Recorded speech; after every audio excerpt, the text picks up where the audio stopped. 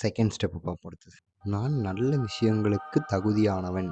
இதான் வந்து second step அம்மா. என்ன நடக்கும் புரியல. பார்ப்போம் நல்ல இருங்க. விஷயங்களுக்கு தகுதியானவன் அப்படிங்கிற ஆட்டிடியூட வளர்த்துக்கோங்க. நீங்க மற்ற வெற்றியாளர்கள பார்க்கிறப்போ, லக்கி பீப்பிள பார்க்கிறப்போ உங்க மனசுல என்ன தோணும்? அவங்களுக்கெல்லாம் கிடைக்குதுப்பா. அவங்க நினைச்சதெல்லாம் கிடைக்குது. ஆனா எனக்கு அந்த மாதிரி கிடைக்குமா? நான் நினைச்ச ஏதாவது ஒரு விஷயம் நடக்குமா? அப்படின்னு தான் தொடர்ந்து நினைச்சிட்டு இருப்பீங்க. ஆனா நீங்க உங்க ஆமா. லைஃப்ல ஒரு நானும் விஷயத்த நெனச்சிருக்கேன். பத்தி ஆசைப்படுறப்பவே, எனக்கெல்லாம் இந்த விஷயம் கிடைக்குமான்னு ஒரு சந்தேகத்தோடயே ஆரம்பிச்சீங்கன்னா, அதே விதமா தான் அந்த விஷயமும் முடியும். ஆனா நீங்க இந்த லக்கி பீப்பிள எடுத்துக்கோங்க. ம். அவங்க ஏதாவது ஒரு விஷயத்து மேல ஆசைப்பட்டாங்கன்னா, அந்த விஷயம் எனக்கு கண்டிப்பா கிடைக்கும், கிடைச்சே தீரும். அப்படிங்கிற ஒரு மைண்ட் செட்லயே அவங்க இருக்கிறத நீங்க பார்க்க முடியும். அவங்க அப்படி நினைக்கிறதுனால ஆமாமா. தான் அந்த பார்த்துருக்கேன், விஷயங்களும் பார்த்துருக்கேன். அவங்களுக்கு கரெக்ட்டு. கிடைக்குது அப்படிங்கிறத முதல்ல புரிஞ்சுக்கோங்க. அடுத்த தடவ நீங்க ஏதாவது ஒரு விஷயத்த பார்த்து ஓ! ஆசைப்படுறப்போ, இந்த விஷயம் நம்மளுக்கு இதுதான் கிடைக்கலாமே மேட்ரா? அப்படின்னு நினைக்கிறப்போ, ஏன் இந்த வந்து ஏதோ ஒரு இன்டர்வியூல இந்த கிஸ்தனிக்ஸ் யாராவது பார்ப்பீங்கன்னு தெரியல. கிஷோர்ன்னு சொல்லி ஒருத்தர் இருப்பாரு. அவர் வந்து இந்த எப்பப்படா கூட ஒரு பாட்காஸ்ட் பண்ணியிருப்பாரு.